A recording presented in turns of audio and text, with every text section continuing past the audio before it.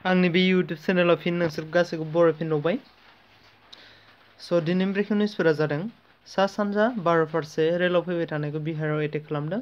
स' मोनसे video viral जागासिनो दं। मा जादोंनो सा सानजा भारत माने नर्थ इस्टनि मानसिफोरा आसाम, अरुणाचल, मेघालय, त्रिपुरा बेफोराव फैबाय थानाय मानसिफोरखौ मा खालामदों बिहाराव हराव एटेक खालामदों दहाय फुङाव।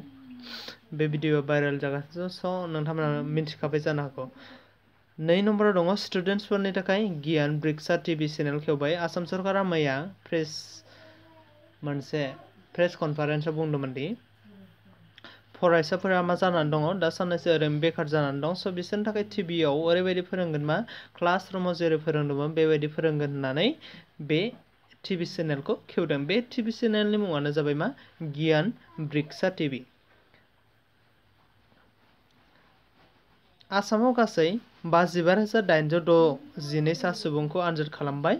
स' बेहाय मा खालामदों आसाम सरकारा गासै बेसेबां 55,862 सा सुबुंफोरखौ COVID-19 पजिटिभ दंना गैया एबा कर'ना भाइरासजों गाग्लोबजानाय नंगौना नङा बिसोरखौ मा खालामबाय टेस्ट खालामबाय। गासै बेसेबां 58,862। आरो मा होनबावदों मोनसे निउसआ होनदों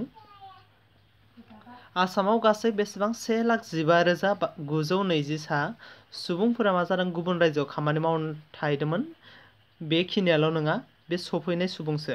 आसामाव गासै बेसेबां 1,15,920 सा सुबुंफोरा गुबुन रायजोआव खामानि मावनो थांनायफोरा आसाम रायजोआव सफैबाय होननानै फोरमायदों।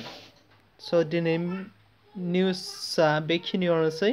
आसा खालामो नोंथांमोना आंनि चेनेलखौबो साबस्क्राइब खालामगोन, लोगोसे बेल आइकनावबो थुगोन आरो बयनोबो शेयार खालामगोन होननानै। So thanks for watching.